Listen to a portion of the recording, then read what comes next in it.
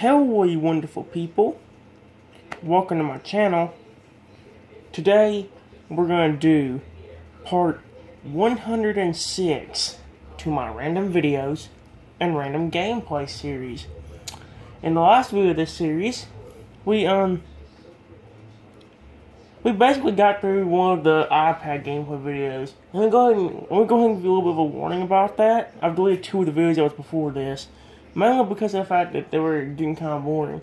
But listen, guys, we're gonna get back to the iPad gameplays. I've been doing a lot since I've been doing these games a lot since August 2nd, I believe, of 2018. I've been doing a lot of it.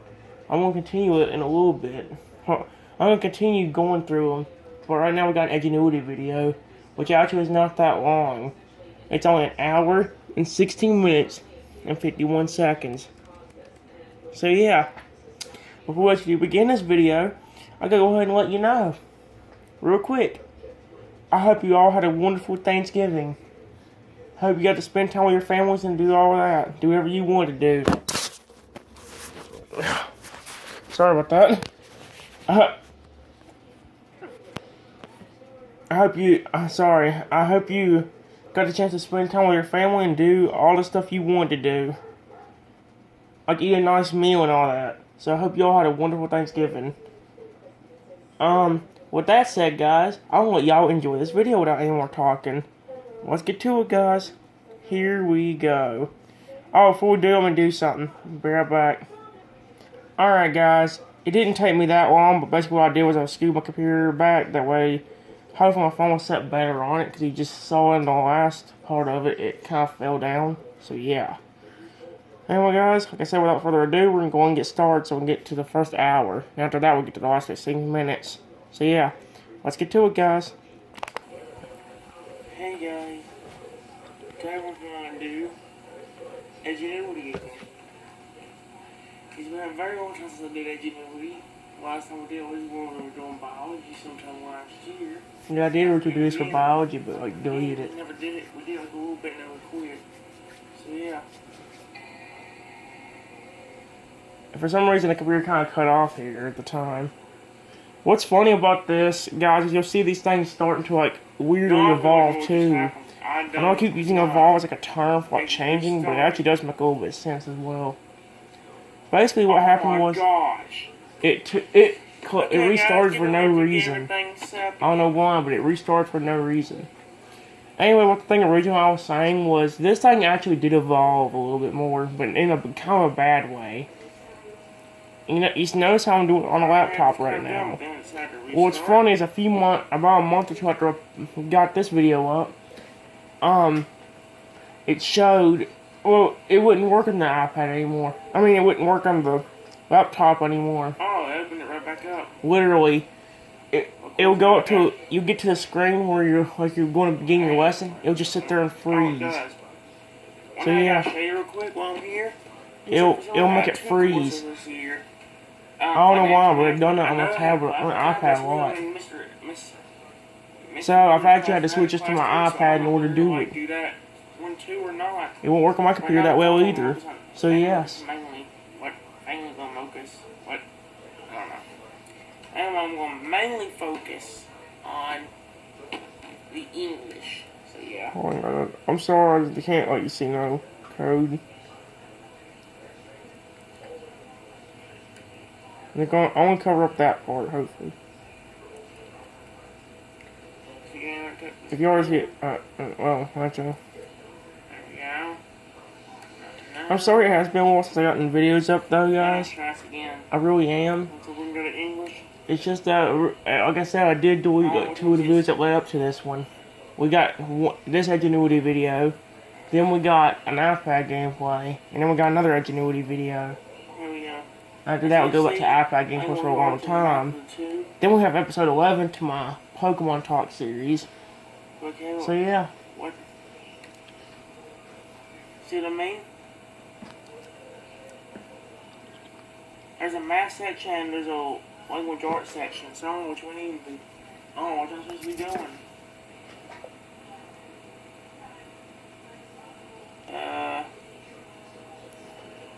This wasn't by the time I did start school, so yes, just letting you know. It seemed confusing. I'll go ahead and do the math section, financial management, which is the financial plan. It's a vocabulary section. I may have time to do a little bit of both of them in this section. I don't know. Oh my gosh, what is this? For this, there was a vocabulary section. Oh, that's what it in. Income is the first for this one. So you know, it has different words and the definitions, and everything is kind of used throughout the lesson. Income. The problem with math or financial. Income is money coming in through wages, allowance, or other sources. The problem with Edgenuity in the math section that I have here, it's actually really hard to get things done in, because here's how almost all the lessons, not all of them, but almost all of them are laid out. You'll have a vocabulary section, like here. Budget. Then you'll have a teacher talk to you for 3 sections. 3 videos, basically. That's what a budget is. After you get through that and listen to all the videos, you'll have something called a practice, where you really have to practice pretty much what they were talking about in the videos. After that, you have a quiz. And then you move on to the next lesson. It's really annoying, guys. So yeah. Not all sections are like that. There's like a few sections where it's like normal. What I mean by normal is it'll have like an introduction of the lesson. Then like an assignment if you have one. Then the summary of the lesson, then a quiz.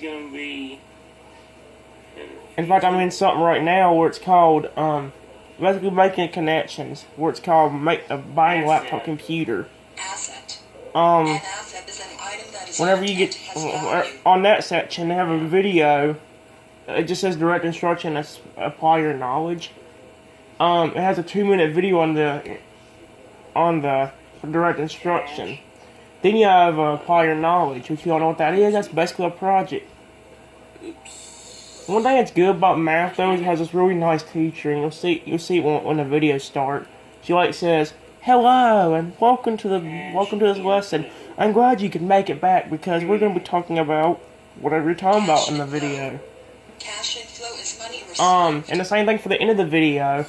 She'll wrap up the lesson. She'll be like, "I'm so glad you took this first step in order to know whatever they were teaching you at the time. I hope to see you again for the next one." That kind of thing. You'll see that as we go on. Like I said, guys, I'm sorry. This ain't the best thing ever, but please just deal with it for now. Like I said, we're going back to the Apple gameplays later. Cash outflow. Cash outflow is money spent. So money spent is cash outflow. Here's where the videos come in. That's the vocabulary section. To be honest with you, I don't know what's going on. I made a video or something explaining it. I really don't know. This is the first time I did it Edgenuity. I think this is when school started back. Hello and welcome. See? Here's a video. Oh boy. I like videos. My favorite, actually. Yeah, videos are actually my favorite part of this Edgenuity thing. Oh boy. Math and language arts in one. I don't really like math, but this teacher makes it fun. Except for the apply your knowledge, which you'll see later on. It's like the most recent Edgenuity video I made. Welcome. I'm so glad you could join me today. We're going to talk about something very important to all of us. I know it's kind of dark, but please forgive us for that. Forgive me for that. Talk about, think about money. But today we're going to learn how to be smart with our money. Now, how many of you earn an allowance? Well, you might be thinking, yeah, I do. Some of you might think, no way would my parents or family give me an allowance. Well, let's look at the pie chart here, and you'll see those of you that don't receive an allowance, you're not alone. In this pie chart, the no allowance category here is represented by 25% of the teens that were surveyed. So you're not alone in that category. How many teens receive between $50 to $99 per month for their allowance? Well, let's find that. That's the blue sector here, the blue slice of our pie chart. And that would be 21%. So 21% of teens surveyed earn between $50 and $99 for their monthly allowance. Now let's take that and use that in a specific example. Actually give it a context. So remember that statistic, and we're going to use that on our next slide. So at your school, 249 students were surveyed.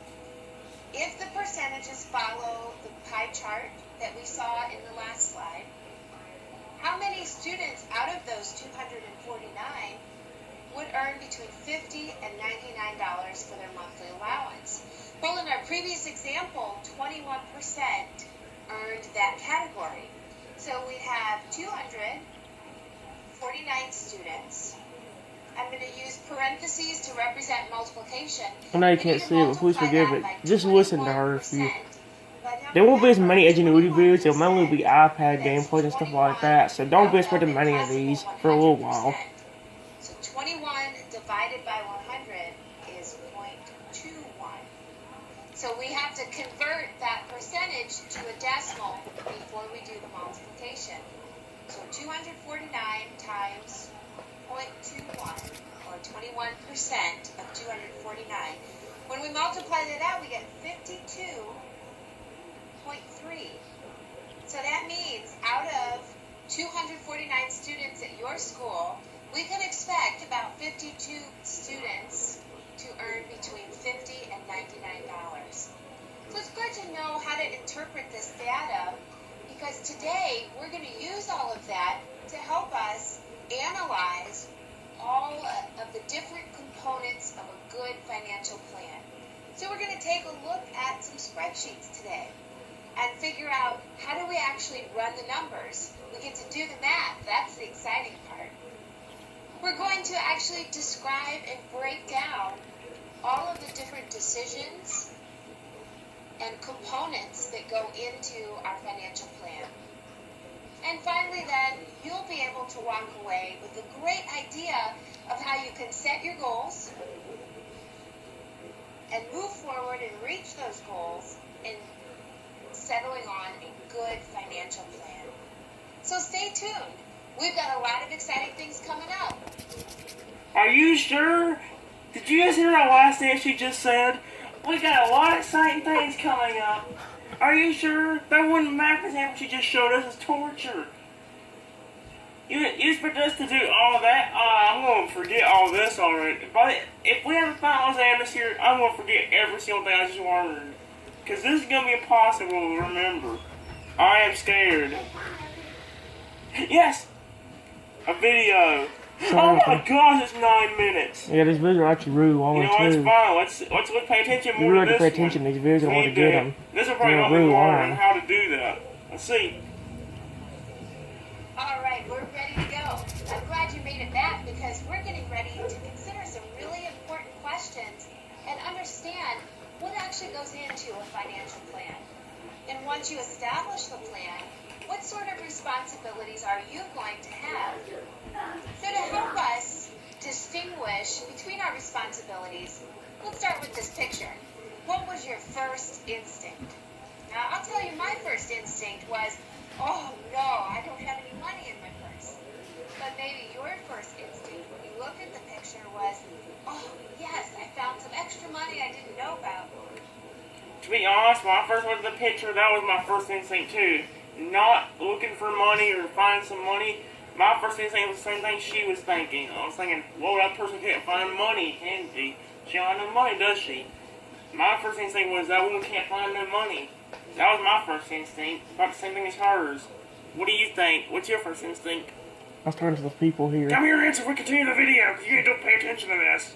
Listen to this. And Shredden, if you're not paying attention to this, if you're watching this trying to study for a final exam, well, you better be studying well, because this is hard enough. Anyway. And I can just go, anyway. Your perspective, there's a need for a good, solid financial plan. Whether you have extra money and you need to decide what to do with the money, to invest it, to save it, to spend it. Remember the iPad gameplays I do, guys?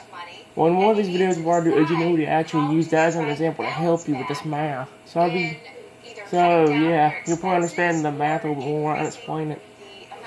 It ain't this, you'll see it later on. So either way, there's choices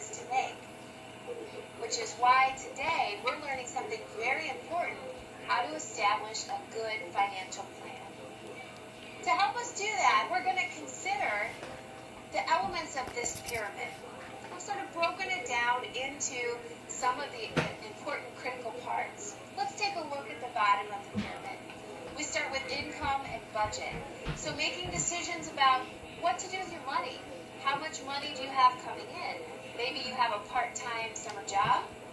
Maybe you have an hourly wage. Or maybe you are lucky enough to have got started in a career and you have a salary. Either way, we need to be aware of how much money we're bringing in, how we plan to either save the money, to budget the money. Is there something we want to spend the money on? Maybe you've been wanting to buy a new guitar and you're trying to save the money from your job. All of these are good to be aware of when you establish this financial plan. In the second level, we see liquidity management.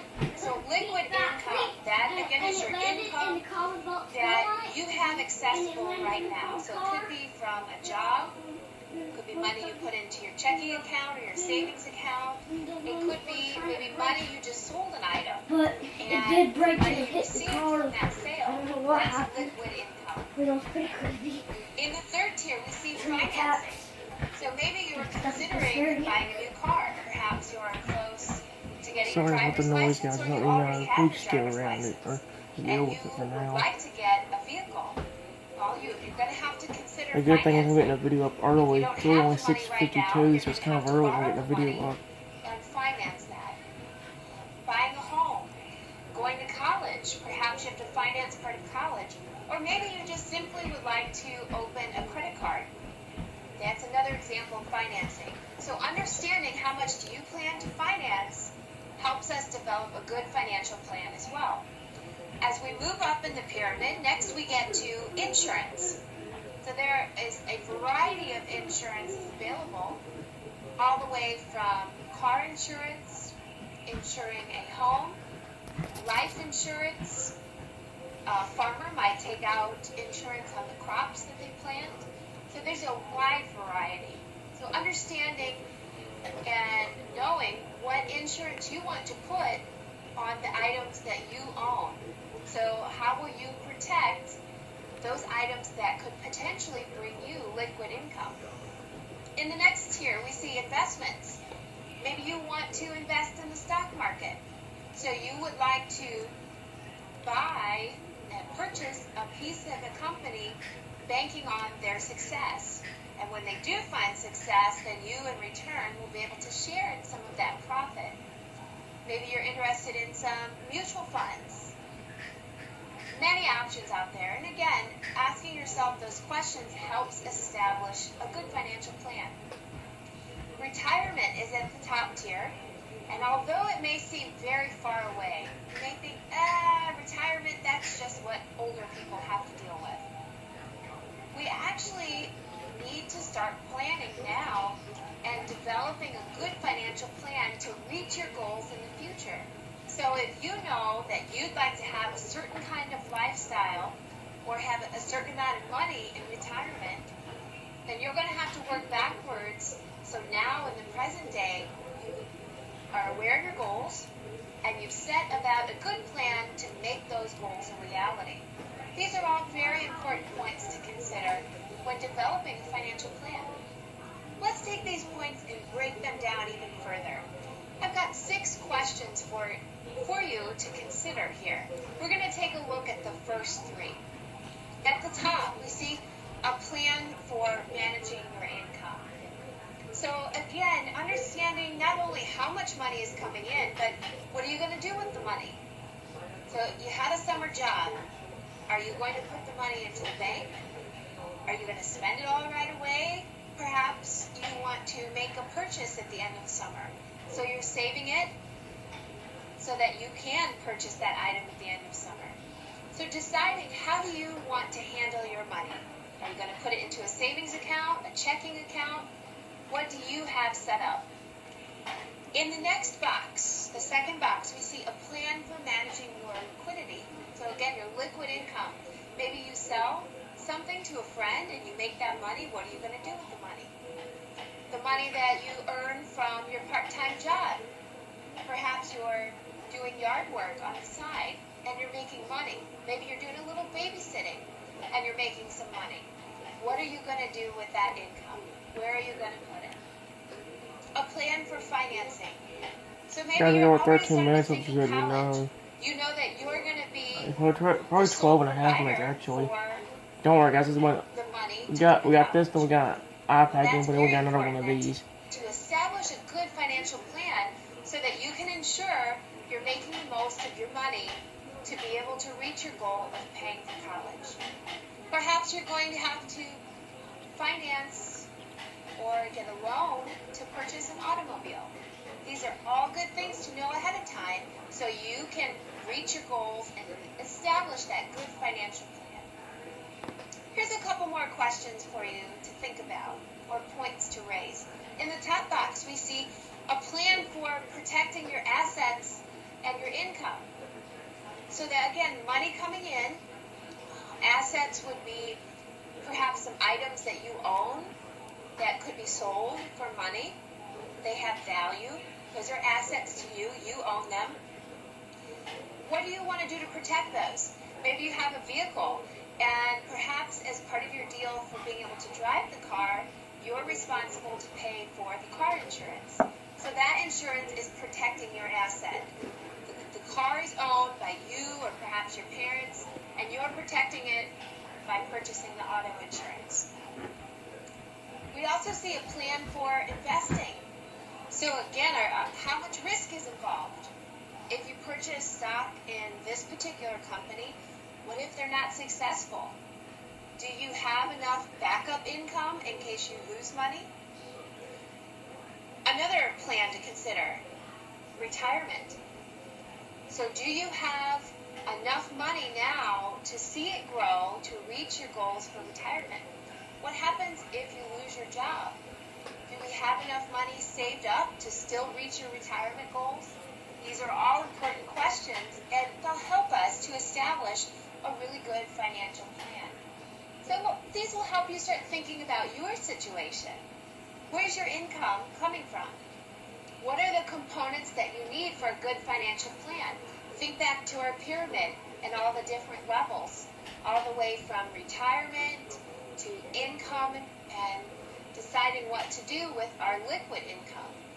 So start thinking about those questions, and in the next section, we're going to look at the actual numbers. So now we're going to get to the really fun part where we get to actually do the math and decide what the best financial plan is for you. So stay tuned. We're almost done. You guys are doing great. I love these kind of teachers, though. Yeah. This is one thing I do like about Ingenuity, what I missed about the English part about last year's, is that, like, at the end of the section, when they got done, they'd be like, they tell you what to do, and they'd be like, you're doing good or whatever, I don't know. Like this teacher, what she just said. In the next section, we'll be looking at the numbers and getting a good financial plan for you. So head on over there, and you're doing great and all that junk. I love them kind of teachers. I wish they'd had them last year when we did biology. Of course they didn't, unfortunately. And Mom, you can't complain about me not worrying about anything about money or anything, because that's what this thing is teaching me now. A financial plan. It's even recorded on my computer right now. I'm recording everything on my computer. So if I forget anything, booyah! On my computer, I can watch it all over again. Yep. We probably won't get through this whole video because usually these videos are very long. Oh, good lord! See? Another 9 minutes. Oh my gosh, 10 minutes! I'm not complaining about the video size. They get longer than that. There's a video that's 18 minutes later on. 10 minutes? That's pretty bad. I can watch a YouTube video that's 40 minutes long. I can't watch this, it's 10 minutes. That's pretty bad. I'm gonna shut up now and let's learn. Oh no. Alright, we're ready to actually run the numbers. We're going to look at some specific examples and see if we can correctly read a spreadsheet and use that to calculate some very important information that would help us in establishing our own financial plan. Take a look at this spreadsheet. On the top section, you see see the inflow. So that's money coming in. And for most of us, our greatest source is probably from a job that we might have. Whether that be a part-time job in the summer, maybe you have an hourly wage, or perhaps you're lucky enough to have gotten a jump start on a career and you're earning a salary. Either way, you have money coming in. On the bottom portion of this spreadsheet, we see outflow. That's money that we are spending. So it could be on items that we purchase, could be to pay bills. We've got a variety here. Let's take a look at our spreadsheet. I'm going to circle some important information here. Under the cash inflow, we have income coming in from our job at $3,200, and that occurred in March and April. Now for the outflow, we see lots of examples here. Paying the rent, paying the cable bill, a satellite TV, groceries, They're back. clothing, recreation. They're back. Sorry about that, guys. Somebody called a few minutes ago, so I'm really sorry for doing that. I can say who just for privacy and all that, so yeah, I'm not gonna say anything. Anyway, I guess we're gonna go and continue because we only got about 5 minutes, and that's 6 minutes left. We're gonna go ahead and get to it. Let's see how far we can get in here. Let's get started. These are all examples of expenses, outflow. Maybe you decided to start dance lessons. That would be considered then outflow. You have to pay for those dance lessons. If we were to use our calculator, add all of those outflow values together, that's where we get $1,715. That's the total outflow, so the amount of money that we spend. Now the net cash flow, you notice that phrase there. The net cash flow refers to overall. We take the amount of inflow, money we have coming in, and we subtract the outflow, money we have that we're spending. So let's write that down. We want to take the inflow minus the outflow, and that gives us the net cash flow. So for this problem, where the value came from is the inflow, which was $3,200. But we need to remember to use our label. We don't want to confuse the reader. We don't mean 3,200 candy bars. We're talking about dollars here, so make sure to use a label. Before she continues, please remember this. You don't have to write it down or nothing, but if you're not going to write it down, please, if you don't want to fail your final exam for 12th grade, God, listen to this video. Listen to everything she says. It's mainly if there me, is important guys. information you want to write down to study, It's mainly please me, do guys. I it. gotta listen to this. Remember, to get the net worth, net cash flow, whatever she called it, of this total right here, you have to do the inflow minus the outflow, and then that's what you'll get it from there. Please write that down or do something to remember. If not, write it down, at least pay attention and keep looking at it over and over until it's stuck in your brains. The outflow was $1,715. So altogether, when we subtract those two, that's where the value comes from here in our spreadsheet. When we subtract, we get $1,485. That would be the net cash flow. So that's a great thing. That means that this person has money that they get to decide what to do with. Perhaps they want to invest the money. Maybe they want to save the money. Or they just want to spend it and buy something that they've been wanting to buy for a long time. So understanding how to calculate your own finances. Now feel free, and I think I'm even going to do the same. Use this spreadsheet, but adapt it for yourself. So I would suggest keeping the titles, but then fill in the money and information that's relevant to your own situation. And this would be an excellent tool to establishing your own net cash flow. And with that understanding, then you can develop a really good plan for yourself. Here's another example. How much would our monthly cash inflow be? if we earned $120 per week, so for 1 month that'd be 4 weeks, but we have 17% withdrawn. Well, let's first figure out for the whole month how much money we make before we worry about taxes. So we're making $120 times the 4 weeks that we work. So when we multiply that out, that gives us $480. Now, we have to think about Uncle Sam here. How much should we take out for taxes? Well, to be safe here, we're going to go ahead and take out 17%. So we need to figure out what 17% of $480 would be. So remember, 17% as a decimal is 0.17. I'm using parentheses here to represent my multiplication. So remember though, 0.17, where that came from. Earlier in the lesson we talked about 17% being 17 out of a possible 100%. So 17 divided by 100 is 0.17. The decimal moves 2 places to the left. That's the same as dividing by 100. So when we multiply 17% of 0.17 times 480, we get $81.60. So is that our answer? Is that the monthly cash inflow? You're right, it's not yet. That seems a little low, doesn't it? That's just the amount of money we take out for taxes. So we really haven't answered the question yet. We need to take our final step here, take the amount of money we made for the entire month, $480, and subtract what we take away for taxes. So we had $81.60. So then that gives us the overall picture. We're left with $398.40.